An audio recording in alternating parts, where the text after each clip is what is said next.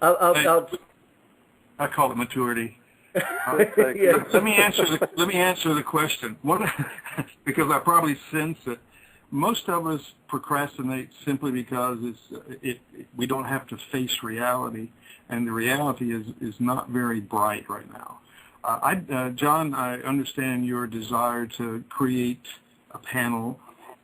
I took the attitude after many years in this business of finding the best of what's available and then get it, because the time will always, I'm hyperactive, and I'm AAA. Most people are type A. I'm AAA. And I don't have the patience to wait to develop anything. And so I've always found the best of what was available. As Griff said, I have freeze-dried, I have dehydrated, I have canned. Yeah, I even have a few MREs. I'm not looking forward to MREs as any particular great. I was regular Army. I had all the MREs I wanted when I was in Uncle Sam's Army out at White Sands. I think the most important thing is that people need to recognize that Tiatuaki happens every day for some people. It's happening for our economy right now. Everybody's waiting for an angel of the Lord to show up and say, okay, it's time, do it. It's sneaking up on us. My dad, AC, you probably found out also that as you became higher and higher in government and more degrees and more knowledge, your dad got smarter. Well, I found that out. It didn't take me long after I started college. I thought my dad was going to night school because no matter what I knew, he said, oh, yeah, I could have told you that. But he said something that I think people should, it's a paradigm, as it were. There I go. I did the same thing you did, Griff. I stalled out because I was talking too long. He said if you knew where the world would be a year from now, you'd probably just shoot yourself right now. And what we're doing is we're like the lobster or the frog that's thrown into a pot of water, and then they turn the heat on, and so gently, he's cooked. That's what's happening to us, if you will. That's kind of the way of looking at it. We're just being cooked in our own juice. We're stewing in our own juices right now. We've let the government take advantage of us, take over. At first, it was comfortable to have them be in charge because it took some weight off us, and we could spend more time on weekends doing la-di-da instead of working. But I do disagree with one thing, Griffin. I think it's always time to start.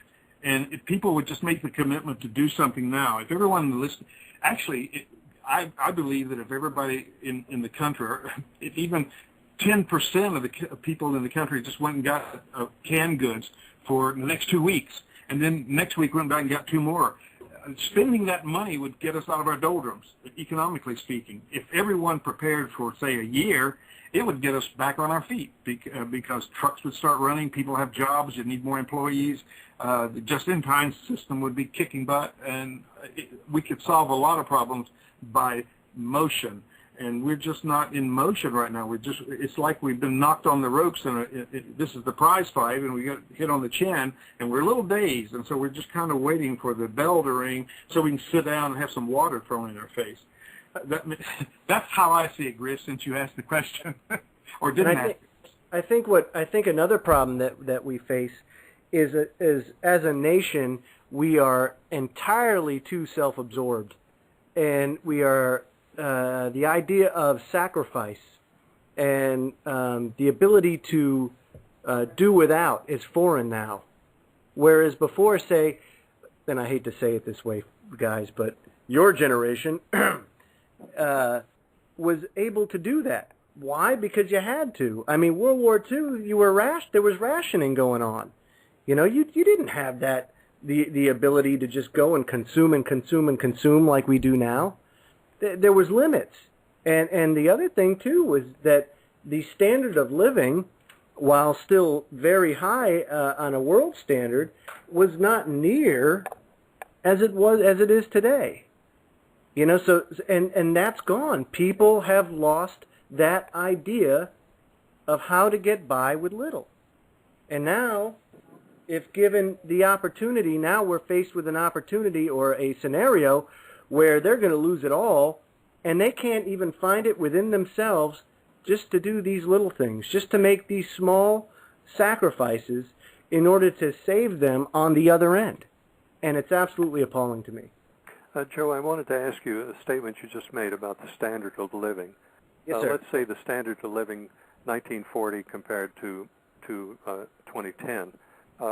Talk about that in your mind. What is your perception of the standard of living in 1940? I guess when I say I don't mean economic, I mean more so about gadgets, about easy. Things are easier now. I guess I should have reworded it a little better. Don't you see that works to the detriment of the society and the detriment absolutely. of the people? Yeah. Absolutely it does. People don't know what it means to put in, let's just say, a hard day's work. A lot of people do.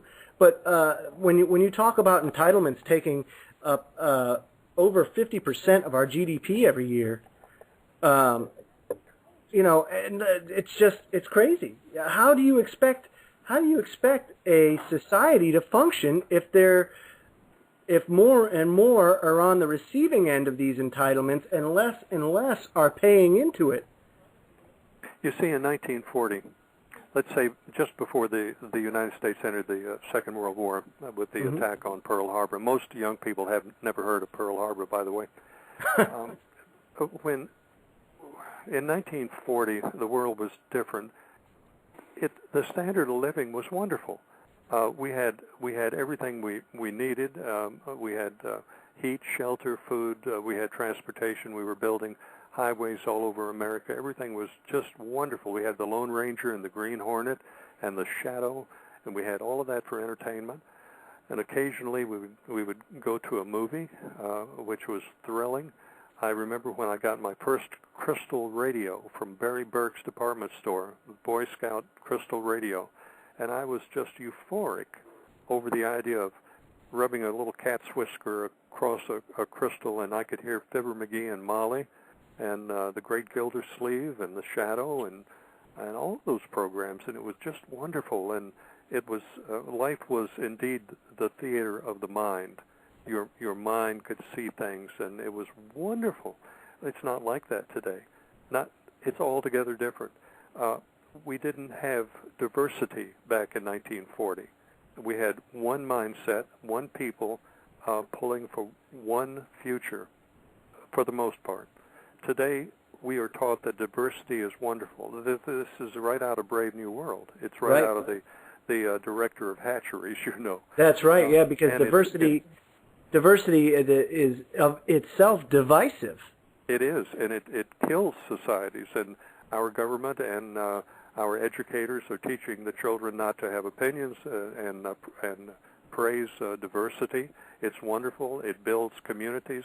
Well, that's pure BS. It kills societies and it kills communities, and it destroys independent thinking of people. So we have a lot of that to contend with today, and that times 100 is what's destroying our people and our societies, I think. You got anything to add on that, Doc? Well, my attitude about it is that I started out to mention about Teotihuacan, the end of the world as we know it. The Gulf is probably the Gulf oil spill is probably the most recent and the most dramatic incident of that. We in the past we'd make fun of the survivalists because that was a term attributed to survivalists. A survivalist is actually everyone on the show. I see them talking to each other there in the chat room about things that are important. All of them want to live. They wouldn't be on this show if they didn't want to live. We all actually have a great desire to survive. So we all are survivalists. I'm sure we come home at the end of the week and said, boy, I survived another week. I didn't get the pink slip. Or we got home through traffic and said, boy, we survived another bout with the traffic. We are survivors. The thing is, the attitude about survivalism is that it's just for a selected few, and they're so passionate that they seem to be given a lot of negative press. But I think every one of us will have to get that kind of passion for ourselves to live and to make good decisions about what we're going to do in the future. But I will tell you that the Gulf was Teotihuacan for millions of people. And the reaction to it by government and what they're doing with it is even more happening to more people. They just may not see it. And It happens every day. If I were to lose my spouse, I will tell you, and my wife, I would tell you instantly that the end of the world as I know it, or my